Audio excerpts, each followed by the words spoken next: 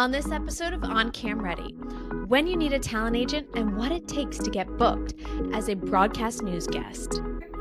The 5 must-haves that you need to include in your pitch to a producer if you want to be on a show is number 1, you must prove that you are a credible guest. You must prove that you have a perspective and that you're wanting to talk about a relevant topic, trending topic, something that's in the news cycle right now. You need to prove that you're going to provide some sort of a benefit to the viewer. We want to know if it's going to be good TV. Are you good on TV? Is your subject and how you're going to present it, is that going to be good on TV? And then also, we need to be clear about your perspective. You know, I need to know after reading this, okay, here's what they feel about this, here's what they want to talk about this, in quick, easy snapshots. Those are the 5 must-haves in your pitch if you want to get booked by a producer. That's Kenicia Cross. She's a talent agent based in California, and we have a lot to talk about on this episode of On Cam Ready. Hello everyone, I'm Jamie Maglietta, a seasoned television news producer who's turning the camera on herself to help you shine on social and look outstanding on camera. I have experience in production management, podcasting, and live broadcast news. In addition to this conversation about what it takes to really secure an opportunity on television news, we're also going to take a deep dive into when you need a talent agent and why you might need a talent agent.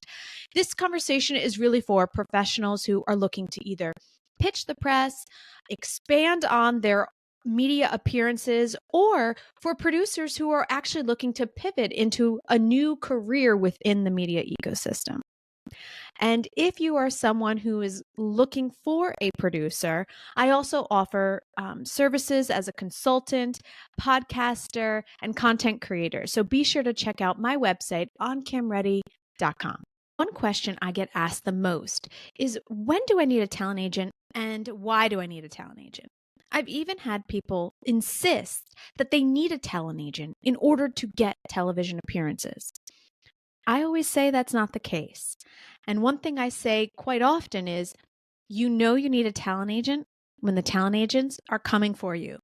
If they're coming to you, then you know you're in a place where you should start figuring out if you need a talent agent or actually who you want to go with. So with all those questions, I figured let's reach out to Kenicia Cross. She is a talent agent now, but she actually started her career as a television news producer. She's a journalist. And what I love about that is she can bring that experience to her work as a talent agent. She can also help you figure out when you need one and when you don't. So on this episode, we're going to start off by talking about how you can secure on-camera opportunities without a talent agent. Let's welcome Kenicia Cross. Kenicia is with us now. Kenicia, why don't you tell us a little bit about what you do? I gave a small intro, but why don't you explain more about how you're a talent agent and what you did before you became a talent agent? So yes, now I am a talent agent. So I was a news producer for about 15 years, and now I've transitioned into becoming a talent agent. So what I do is I represent on-air personalities. So news anchors, news reporters. I also represent news producers as well. Some news managers, entertainment hosts. So people that are working in the media industry, I would say. And before that, I was a news producer for 15 years. So, I produce everything from, typical newscasts, health shows, lifestyle shows, politics, sports, a little bit of everything. Yes. And one thing that producers get a lot of are pitches. And, I constantly have to tell people, how to pitch or how to connect with the press and when to pitch. What would you tell people when they ask about, hey, if they say to you, hey, I sent a pitch, what do you think? Like, what do you usually tell people? Okay, yes, that is like one of the most popularist questions. People who are like authors or own companies or, experts in certain fields. Yes. Yeah. Always want to, be featured on a show. And so the big question is, how do I do it? So the number one thing is it really starts with your pitch. So as a producer, we come to work every day. In our email, we have like tons and tons and tons, dozens, hundreds sometimes of pitches, right? So, but the thing is, we need to go through these pitches because just like, you guys want to be guests, we need guests too to kind of fill our show. So we're going through these pitches, and there are 5 key things that every producer is looking for in a pitch to determine, okay, if this is going to be a good guest, right? So I'll tell you what the 5 things are. So first thing is that we want to know is, are you a credible guest? Our job as producers is to, we're servicing our viewers. So I want to know within your pitch that whatever your talking points are, whatever your perspective is, that there's going to be a takeaway from the viewer, so it's really important that when you think about what you're going to be talking about, you think about it from that point of view too. Is the viewer going to be able to walk away with at least one tangible tip, tool, strategy?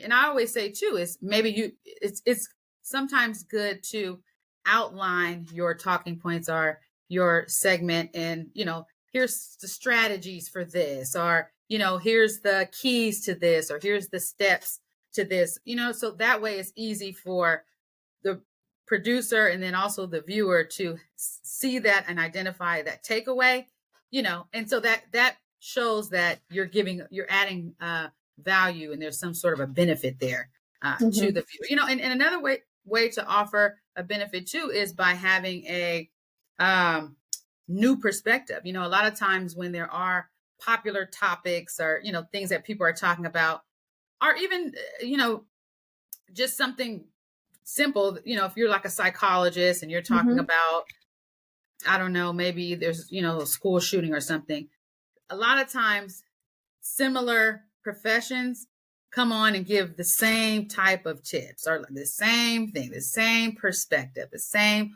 point of view, right? So no, you can add value if you're offering a different perspective. You're adding something to the conversation that not everyone's talking about. So we want to know what benefit you're going to offer to the viewer when you come on the show. Is it going to be good TV? Do you know how to be on TV? Do you have a good personality? Are you going to be able to bring energy? Are there any visuals that are going to go along with your talking points? So, those are some things to think about too. If there are any props you can bring, show something. If there are some like strategies or tips, you want to give that to the producer, we can make a full screen. So again, good TV. Is this segment going to be good TV? Because a lot of times, we don't want to always just see someone just talking, for 5 minutes. So is it good TV? So these are all the things that you need to be thinking about improving to the producer in your pitch that we're looking for. Clarity about your perspective. So I need to be able to read this pitch and be very clear. Okay, I get it. I get what they're going to come on and talk about. I understand their perspective. This is good. So I feel like if you can present all 5 of those things in a pitch, you'll get booked. Yeah. I would agree. And I'm actually going through this right now. I've written out like 50 tips. I started to record them. I have one video up at this moment of the first 10 tips. And really I'm focusing on the social media element. Like, because, as producers, when we get those pitches, as she's saying, we are going to look at, is this person a legitimate guest? Does this person hold the weight? And can they provide value? And then we're also trying to figure out, would they be even good on television? Yep. And those 3 things you can find out in this day and age on social media. Because if you are a professional, in my opinion, who wants to be on TV or wants to be quoted in papers, you should already be putting your professional foot forward on social media, knowing that the press is also there, potentially looking at you and considering you as a TV guest. Absolutely. Yeah, so if I were to sum up, the points that she just made, actually, Kenicia, if we were going to have a guest on to talk about this, they would have to, at the end of their tips, list out the 5 for a soundbite. So why don't you just tick through the 5 that you just mentioned real quick, and maybe I'll use it as a soundbite. Okay. The 5 must-haves that you need to include in your pitch to a producer if you want to be on a show is, number 1, you must prove that you are a credible guest. You must prove that you have a perspective and that you're wanting to talk about a relevant topic, trending topic, something that's in the news cycle right now. You need to prove that you're going to provide some sort of a benefit to the viewer. We want to know if it's going to be good TV. Are you good on TV? Is your subject and how you're going to present it, is that going to be good on TV? And then also, we need to be clear about your perspective. I need to know after reading this, okay, here's what they feel about this, and here's what they want to talk about this in quick, easy snapshots. So those are the 5 must-haves in your pitch if you want to get booked by a producer. And even when going beyond the pitch, here we are, 2 producers essentially talking things out to help you guys who are watching or listening figure out how to secure that earned media. And, beyond the pitch, you also want to be building relationships with producers and journalists who are behind, the scenes on a print article, because your pitch may not work right now, but it could work down the road, and you want to make sure that they remember you, right? Absolutely. I mean, is there anything that you would suggest that people do to try to build relationships? Yes. So one thing I always say is that, even if, let's just say you actually do get booked in that first time on, always try to meet the producer personally, bring a thank you card, a small Starbucks gift card, you know what I mean? Anything that you can do to, so that they can remember you, because like producers, we're looking for guests all the time, and if you're someone who was good and you're, we met you, it's memorable, we're going to book you over and over again. So I just think being creative and, like you said, building a relationship with producers is very important. I don't recommend calling on the phone just because during the day, we are swamped, we're slammed, and you don't want to go into the category in our minds of this annoying person, such and such. You don't want us to remember you by that. So anything that you could do to, even if, if you stop by and dropped off something, you may not have time to, meet us face to face because we're working, but anything you can do, you got to be creative to get your foot in that door. But like you said, building relationships is important. Even reaching out on LinkedIn, things like that. Anything personable you can do. Because, I think a lot of times people they just look at us as like producers, and put us on this pedestal. But we're just people. Just people just like you. And if you're cool, of course, that's what we want to work with. People that are cool, professional. Yes, that we can just call and be like, come on. So yeah, that's what I was saying. And the one thing I'll say, I'll tell people is you want to look at this like dating or building a friendship. When you meet someone for the first time, are you like, let's get married? No, you're not. You're taking your time. You're trying to feel them out. You're figuring things out and saying, okay, let's get to know each other. The same thing needs to be thought about when you're about to pitch the press. You don't want to just pitch, and never put in any work to build a relationship, because that producer is instantly going to put you in the delete folder the next time they get a pitch, if they start to think of you as an annoying person who just wants to get married, right? That's a great way to put it. Yes.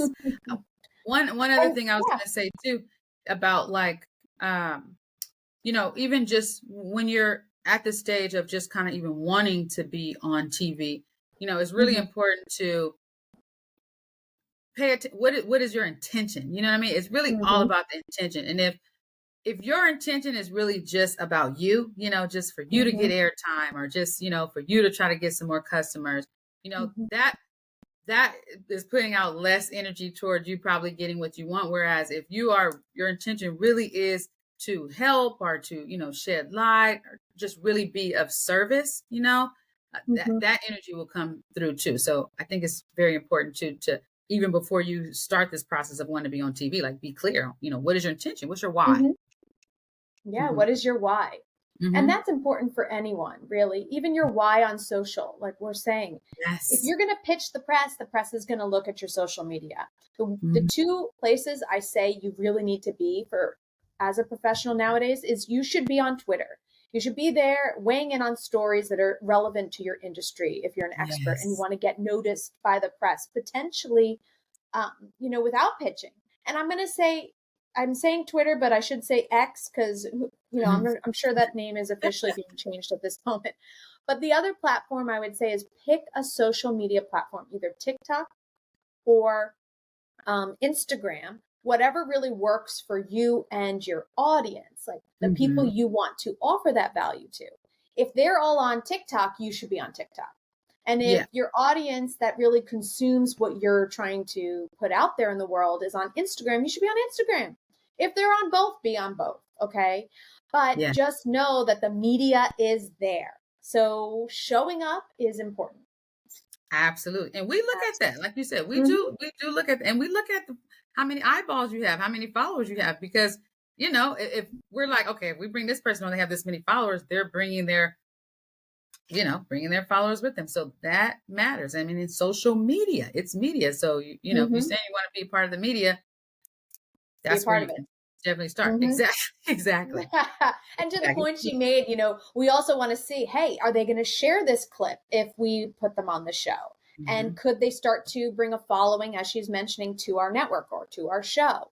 Those are important. And now that you're a talent agent, I'm sure some of those thoughts even went through your mind when you're trying to find people to represent. So why don't we move our way over to what it takes to actually be a talent agent, and then we'll break it down into what's useful for everyone who's listening that wants a talent agent. So why don't you Okay. tell us a little bit about your segue from producer to talent agent? Mhm. So this is also a question that everyone pretty much asks me, Mhm. like, how did I get from producer to talent agent? Because it is kind of one of those things where no one knows, like, how do you become a talent agent? Yes. Is there like a job application you fill out? Okay. So it's kind of so I actually got recruited to be a talent agent. So I think that's really kind of how it works. There's different talent agencies, and they're not all are the same. Some are better than others. We'll kind of get into that a little bit more, but talent agencies are essentially building their team, and they want people that are going to represent the agency the way the agency is putting out that what they can offer talent. You know what I'm saying? So Mhm. I got recruited to be an agent. I think a lot of it too is because of my producer background. So my agency Mhm. that I work for is called OTA Talent. We are the best. I don't say that because I work there, but that's why I work there, because we're the best. But OTA, so all of our agents at OTA are former journalists, which I think is very important. And so me with my producer background, just kind of bringing that expertise to the agency. Um, yeah, Mhm. they could see the value there, opportunity to get more producer clients and just kind of expand what we can offer. So yeah, that is kind of how, and it was a big risk for me to take that, to move into that Yeah. direction with my career, because it's not something that I didn't have a goal to be an agent. I never had an agent, so I didn't even really know that much about what agents do. But I was at a crossroad in my career. I was, gonna go one direction, take an EP position, and then I had the agent opportunity, and I chose me. I feel like Mhm. going with the agent route was more me betting on myself more than betting on, just a job, which I had been doing the whole time. And it was the best decision I've ever made in my career. I love what I do. I love being an agent. Yeah, I really do. It's like really who I am, just at the core of me, and like everything that I've done in my life and my career, all my experiences, all things I'm good at. Literally, I use them all being an agent, everything. So I love it. And as we're talking, there have been media layoffs where there are producers potentially listening, thinking, "Oh, what? I never thought about being an agent before." Mhm. Is Mhm. there anything that you would advise them to do now if that's the direction they want to take? Should they be just like a professional trying to pitch a TV show, reaching out to agents and trying to get their foot in the door? Or are there, types of classes or courses that they should be investing their time into? I don't know, Mhm. just quickly, if you have any thoughts for those that Mhm. might be listening, it just came to my mind. I would say reach out to an agent directly, Mhm. and I would, kind of just maybe talk to some of their colleagues who have agents, some on air talent. And, word of mouth is best, because you do, like I said, not all agents are that great, so you do want to, get referrals and do some research. But certainly I would just say, yes, if you want an agent, reach out to me is really what you should do. But yeah, reach out to some agents and do some research and get some referrals for sure. And we're talking to Kenicia Cross with OTA. How can people connect with you if they want to reach out? So you can go to our website, otatalent.com, and under Meet Our Team, you'll see my bio and my contact information. I'm also on LinkedIn under my first and last name, and you can reach me on Instagram at KKAY.crossover. Yeah. And on Instagram, she has a great personality there. She is Thank so you. wonderful, because one of the things that I always will tell people is you need to be treating your Instagram nowadays as your own media channel. And on any TV show, you have your hard news, right? Your talkers, your soft, fluffy, excitement, entertainment stories, and then the must airs, right? Like, I have to put this out there, kind of like your commercials, but they're not because they're in the show. And that's the way you sort of treat your Instagram that way. You're a little bit of everything. It's like, this is what I'm doing. This is who I am. This is my business. And I think that, more people are navigating social media and struggling with it because they don't know how to be themselves. Yeah. And that's what I was drawn to when I first came across you on Instagram. So I just thought I'd throw that out there for anyone who's looking for a nice example. It's hard too. It's not easy. It's really like a second job, So I do have a lot of empathy for people who are, kind of struggling with, oh my gosh, I got to do the social media thing. And then I got my job. So yeah, but thank you. I appreciate you saying that. Yeah, it is hard. And it is all about just finally embracing who you are and putting yourself forward, right? And putting yourself first, which is what you're doing right now with your change in careers. And I think that's great. So the big question, guys, everyone is always asking, how do I get a talent agent and do I need one? And I just constantly am telling them, you really will know you need one when talent agents are knocking on your door. But what do you think to that when I'm telling people and giving this advice? Am I half right? Am I right? Yeah, you are right.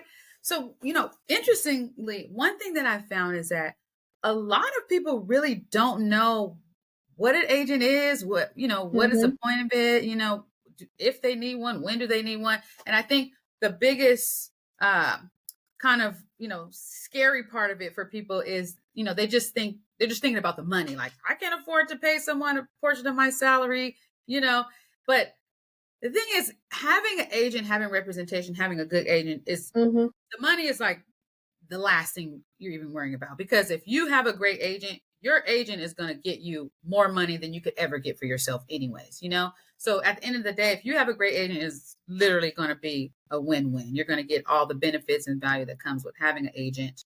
And you're not even going to be thinking about the money because you're going to be making money that you would not have been able to probably get on your own and things like that. So there's so much value to having an agent. And I think how you determine if you need an agent is it's a few things. Like, a lot of times people will suggest that talent should get agents, more when they're looking to maybe go to top 10 market or top 20 market or something like that.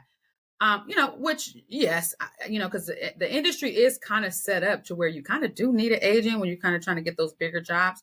But I'll tell you this, the benefit of having an agent, early in your career, and not everyone can get an agent, but if you can get an agent early in your career, I'm telling you, it will like level up your career so much quicker. It will elevate you, take your career to the next level way faster. Right. So, me as an agent, one of the biggest reasons why a lot of people come to me is because of my coaching, so I have all my clients do coaching. Even once I get them their new job, I still, do regularly coaching just because I want all my clients to be the best of the best. But, having an agent early on, you're able to kind of, establish some career goals. And then your agent is always working ahead of you, kind of creating this strategy, for your career so that you're in alignment. You're going towards your ultimate goal. It's not just one job here, next job here, next job here, next job here. And it's, people think too, agent is just about getting you your job, right? But I mean, that's one of the big things, getting you the job. But it's so much more to it than that because, like, I really feel like, I don't want my clients to look at me like it's all on me to get them a job because my perspective is that my job is to, motivate them and build them up and, heighten their perspectives about themselves so that we're both getting you this job. You know what I'm saying? Because I can open up the opportunity and get you an interview, but you're the one, you're going to have to go into that interview. You're going to have to believe, the value that you can bring. You're going to have to know how great you are. You're going to have to know that you put in the work. So you deserve to be here. You have to do that too, and a lot of times when I sign with people, they don't have that confidence because this business is hard. The news business is it's tough, and it's just like it just keeps going, keeps going, keeps going, and so you never really have that time where you can stop and reflect on how much you've done and how far you've come and how really just how good you are.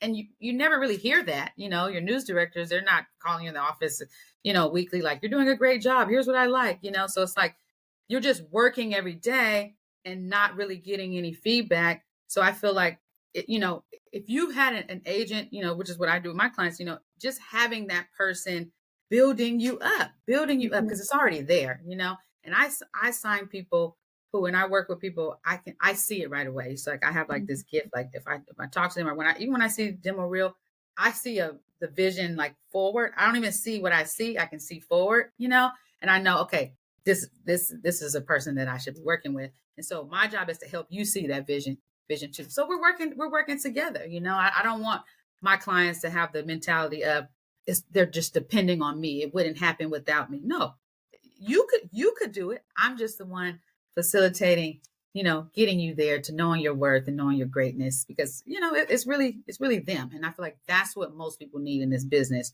more than just, the X's and O's of what I do on a daily basis. So, yeah. You're just taking the chance. You're betting on them. Yes. And I believe it too. I believe it because I invest a lot in them.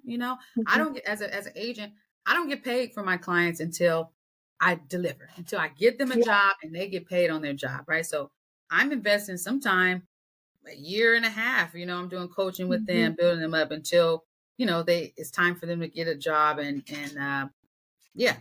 till I even get paid. So I have to believe in them, and I also got to believe in myself too, that the investment I'm making in them is going to pay off for both of us. Exactly.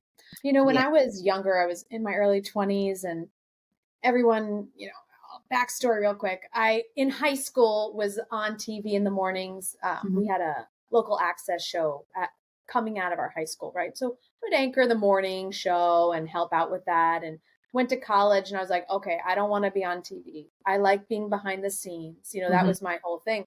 But when I was at Fox News Channel, I wound up having people say, you should be on TV. So I was like, okay, fine. Let me give it a shot. Right. So I started to put together content for foxnews.com. All of it is not live, except for the fact that I was on their live show, foxnews.com live, right? So I was a guest, and I would come on as a reporter, whatever they needed, because they needed to fill seats in the beginning when they launched this, right? So a colleague of mine said, you need an agent. I was like, okay. So I put together my reel, and I worked with 2 anchors there on putting my reel together. And I brought it over to this agency, and they looked at it, and I kid you not, they're like, was any of this live? Like live on television? I'm like, no, it was live online. No, sorry. You're going to have to get live experience before you can be considered. So this begs a question. Is that still the case? So if people are listening and they want to be on camera, can they be making their starter reel using taped content? Or do they really need more live recordings of themselves to get the full benefit for when they pitch? Sorry to stumble over my words, but you get what I'm saying. So I say use whatever you have, whatever you can get. So I sometimes, I've had a client who had no experience, was just kind of doing his thing on social media, but he had an it factor, but it was just all on social media. And we made a whole mock demo reel. I had him go out and be a reporter and write the story and shoot, all mock. Pitched him. Yeah, he got his first on air job. So whatever you can do to showcase that you can do it, that's what you need to do. Because if you're not going to have anything live if you've never had a live job. So it is really about taking the initiative and doing what you can. And a lot of times, news director, hiring manager will respect that and acknowledge it and give you a chance.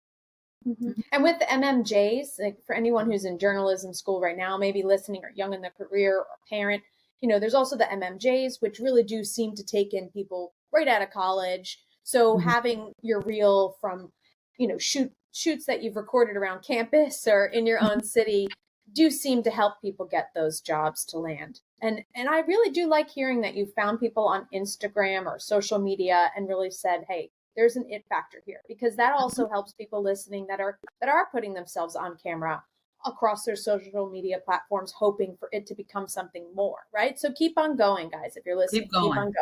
Yeah. Keep going. Never give up on your dream. And it's never too late. Anything can happen. And I always tell people that, like, I'm an extreme optimist. I do believe in anything, and I've done things in my career, even as a producer and as an agent, that people are like, that can't happen, but it happens. So yeah, you never know. Let's try. Yep. Keep going. And so, some people are always asking, do I need an agent to get more appearances on TV? Or do I need an agent to become a contributor? So I guess, I think it's a little hard to really say about the contributorship, because again, I think that depends on the news. Like, a news network isn't going to hire someone as a contributor if their focus is, COVID, when COVID's not happening anymore. So there's some inside baseball things here that we could kind of flesh out with this question. So I just want to see what your first thoughts are on that. So my first thought is, people have to understand, it is not easy to get a contributor job.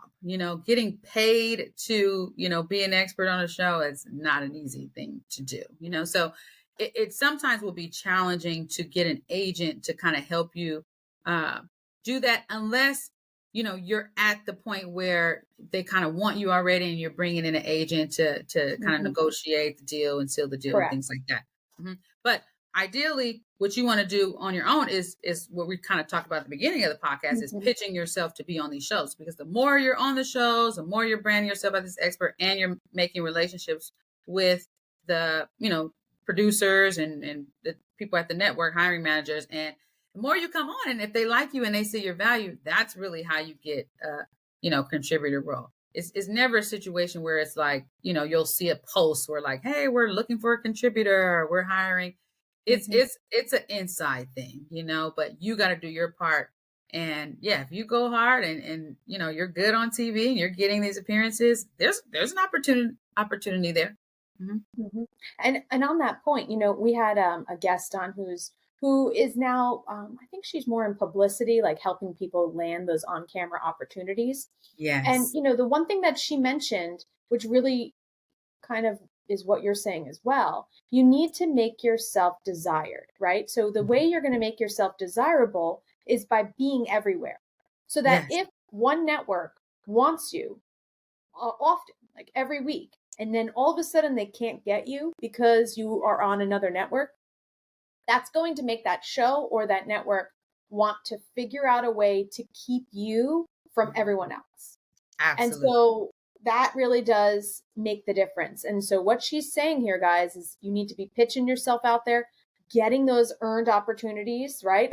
Earned media, not paid, right? Where you're showing up on different networks and the competitors, so that they start to really feel that they need you, right? They really want you. I agree. So what other tips do you have to help people that are really trying to navigate this media ecosystem and trying to figure out whether or not they need an agent?